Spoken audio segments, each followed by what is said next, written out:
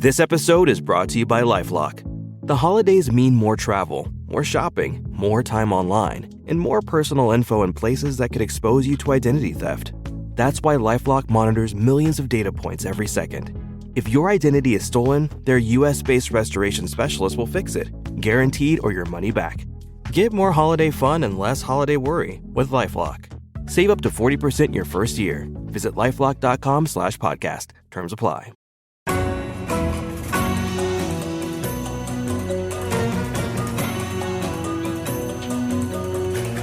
From Wall Street to the White House, this is the Larry Kudlow Show. Now, it's time for Protecting Your Future, sponsored by Colonial Metals Group. Here's Larry Kudlow. Hi, folks. I'm Larry Kudlow, and this is Protecting Your Future, sponsored by Colonial Metals Group. And today we're talking about protecting your future by keeping a sharp eye, as usual, on money and politics.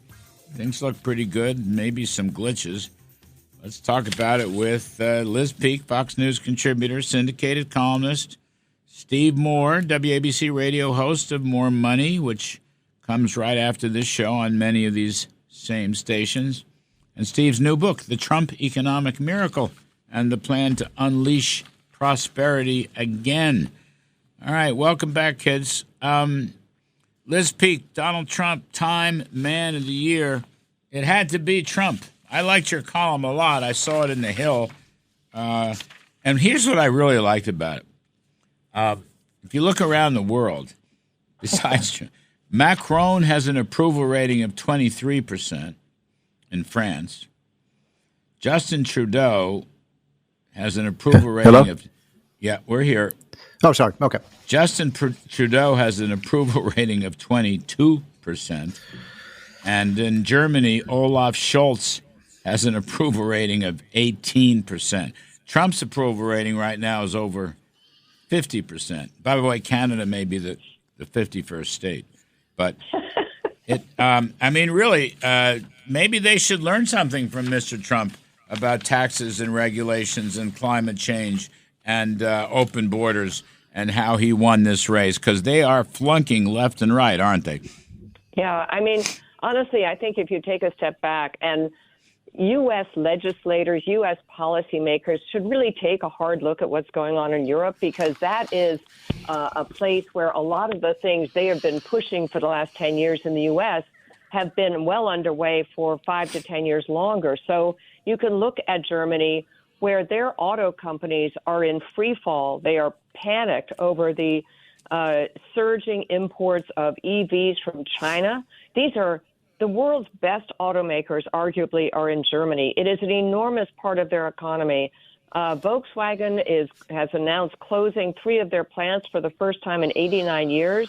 And all of these companies are really under stress because of EV mandates and the fact that no one bothered to look around and realize that China was probably, in terms of rare earths and other kinds of materials, the best positioned to make EVs. Larry, I have said before that our Detroit automakers are going to be wards of the state unless something really radically changes in the way we're pushing them to EVs. They're losing tons of money. But it isn't just climate policies like that. As you say, this unfettered immigration in Germany, France, all these countries are responding again to policies that have really hurt workers, really hurt their economies, and that we are eagerly pursuing, particularly in states like California, here in the United States. I wish sometimes someone would read a newspaper and kind of see what's going on over there. Well, a lot of those leaders probably can't read. That maybe is one of the reasons why they're in such bad shape. But Steve Moore, Trump's going to end the EV mandate. He's going to slap some big tariffs on China, allow us to catch up, I think, or maybe they'll cut their own tariffs. I don't know. I'm never very hopeful about that. Unlike Europe, Trump wants to lower taxes. Europe always wants to raise taxes. And unlike Europe, Trump wants to close the border. And these countries that Liz mentioned, it's important. Their populations are furious at open borders and what immigration has done to them. So they should take a leaf from Trump's winning combination. He just had a landslide. Yeah, and just to follow up on what Liz was saying, all of those countries, Germany, France, Britain, Spain, I believe that you're going to have a Trump revolution in every single one of these countries.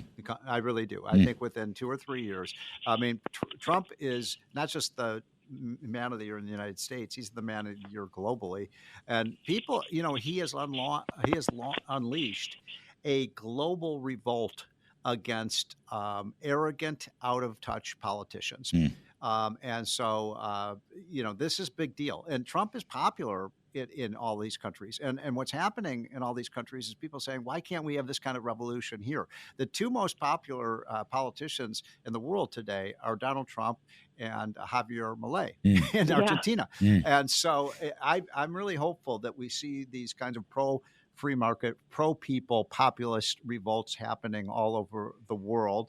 And Trump saw this wave before anybody else did. By the way, Liz is right. He is more popular today than he has ever been. I love what he's doing. I loved what happened on the New York Stock Exchange floor. I love when he put on the McDonald's. I mean, the guy can't get it wrong. I mean, everything he does is so amazing. And I also want to, tip my hat to the campaign people and the people around him. They're giving him great advice. But this is the good Trump. This is the really good Trump we're seeing. Well, he's learned a lot. I think he's learned a lot. And, when you read that Time magazine interview, it sort of goes on endlessly, which is too bad. But you get toward the end of it, one of the things, he's humbled by the fact that he literally dodged the bullet. I mean, literally dodged the bullet. And he says in there, it has made him more religious. It has made his family members more religious. It's made the country more religious. And he said, God kept me alive for a purpose. And I think, we first heard that at the Milwaukee convention. He's never lost that. Here it resurfaces again in that interview with Time magazine. And the left will never understand this. And they project to Donald Trump, who's going to be seek retribution and throw people in jail, and they're having pardons before any crimes are committed. They're just missing the point completely. Kellyanne Conway calls it stage 5 Trump derangement syndrome. They're still – that's a great line. I mean, that's really what's happened. They don't understand not only the change in him, but the policies that made it possible. That's what's happening here. And the change in the country, Larry. Yes. I mean, their own businesses, the legacy media is in free fall. And you would think at some point someone's going to say, hey, I don't want CBS to go out of business, so maybe we have to stop lying about all the stuff that Trump is doing. Maybe we have to play it fair and right down the middle, which, by the way, historically was the expectation. And boy, have we gotten far away from that. I think voters really don't like that. I think, this piling on of Trump in particular over the last 8 years has really soured the public on the traditional media. And that's a shame. I mean, these businesses have been around a long time. They could be a force for good, and they really have not. Right, they're being replaced by conservative media outlets, whether it's podcasts or Twitter X, they're just being replaced, and they know it. They know it. I mean, and Trump was very brave doing all the podcasts that he did. Obviously, Joe Rogan, but that wasn't the only one he did. And so he's shaming it. And you know what else, Steve Moore? All these CEOs, I love this, Zuckerbucks and Bezos, they're all running down there. These are guys who wouldn't give Trump the time of day. Now it's like a pilgrimage, okay? A pilgrimage. I don't know if they're going to change or not, but they're going down there. Kiss the ring. Yeah, they're even giving him $1 million each for the inauguration. Yes. So they're coming with Zuckerbucks. Zuckerbucks, I know. But it is. I mean, here's the thing. 10 years ago, can you imagine any of these, the people at Google, the people at Amazon, or the people at Apple, or any of these big tech companies, praising Donald Trump? It was impossible. But you know what? They realize, and I've talked to some of these major, tech people, they realize Trump is the guy who, look, we totally dominate the tech world. I mean, we are number one in, I think, 6 of the 7 largest tech companies are here in America. We should be proud of that. And I think Trump is pro-tech. He wants America to lead the way. And I think, what Trump is saying to these people is stop discriminating against conservatives. No censorship. No censorship. That's right. That's No the key. Yeah. No censorship. And I That think is they're onto that, absolutely and the they key. want to. I mean, they realize that, by the way, it was Lena Khan and people like that who were Biden people who wanted to, kill big tech and that kind of thing. So I think we've got a real opportunity here to really open up the eyes. We want fairness from big tech, not censorship.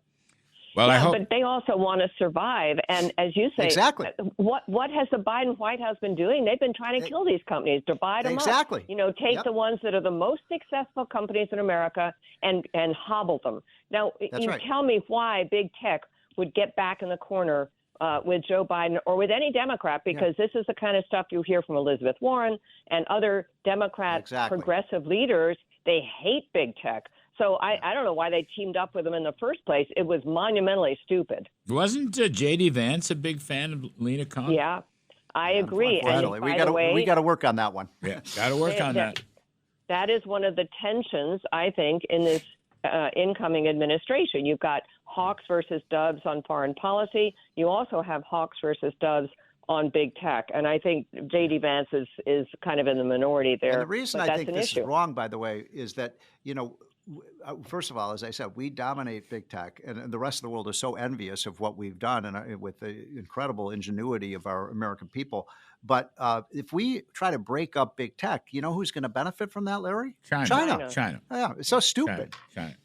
And we need tech to figure out where the drones are. That's what we need. Oh, my gosh. We need drone tech. Gosh. I got to take a break. We need drone tech. Liz Peek's going to come back with us. Steve Moore is going to come back with us. Steve's More Money is on after this show on many of these same radio stations. Liz is Fox News contributor. We'll be right back. Larry Kudlow.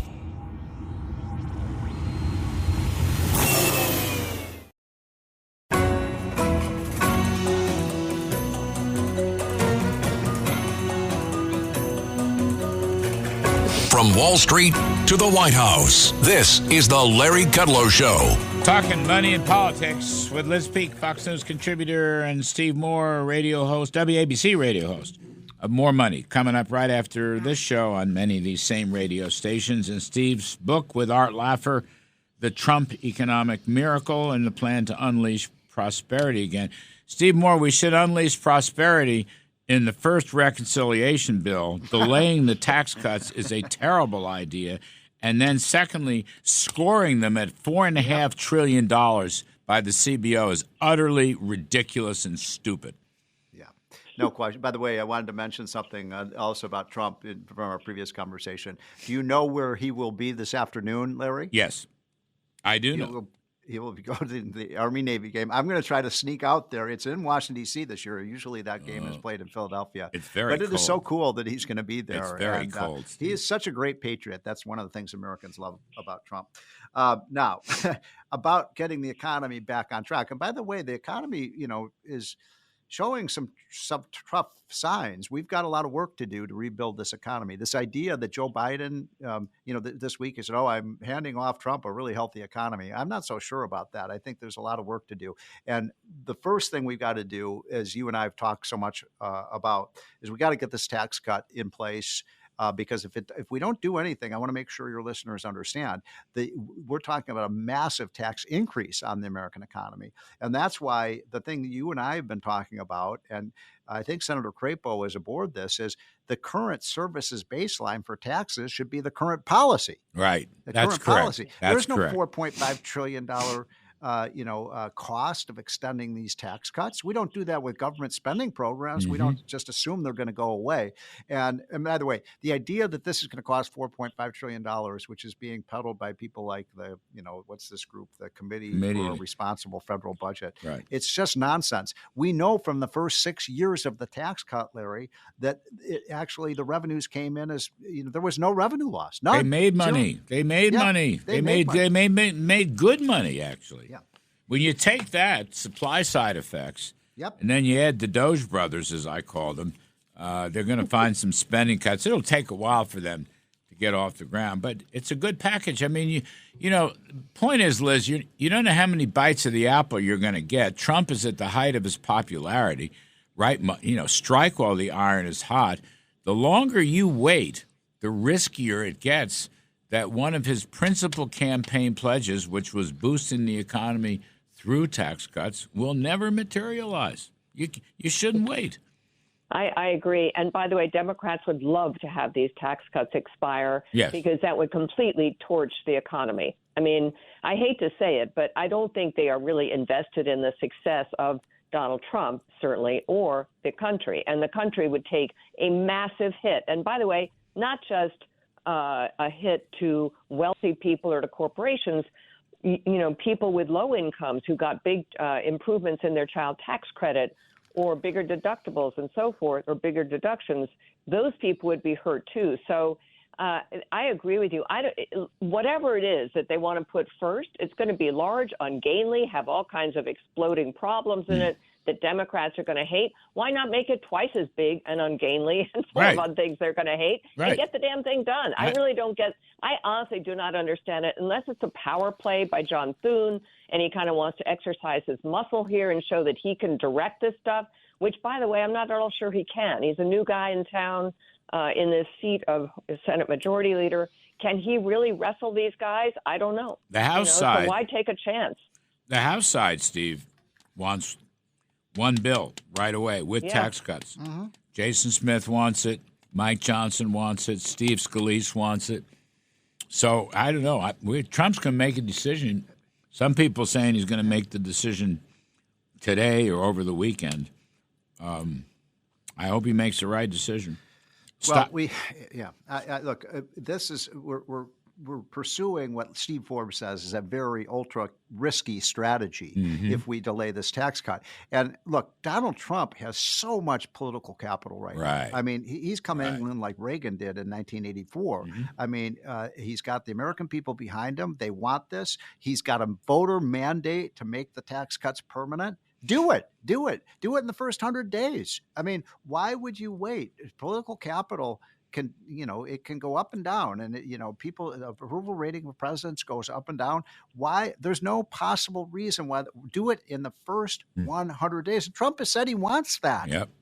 Yeah. Liz, how's Scott Besson doing in your judgment? Well, I think fine. I mean, so far there have not been any big trip ups, and Janet Yellen's out there yelling about how you better watch out. You're not going to be able to mess with bank regulation and stuff. Look, let's just get her out of this position. I think she was never a successful Treasury Secretary. She lied about various things. She lied about inflation, and then she lied about how, oh, yes, we're still holding the sanctions on Iran in place. We're still enforcing them. No, we weren't. I mean, otherwise, Iran's oil exports and income wouldn't have gone through the roof.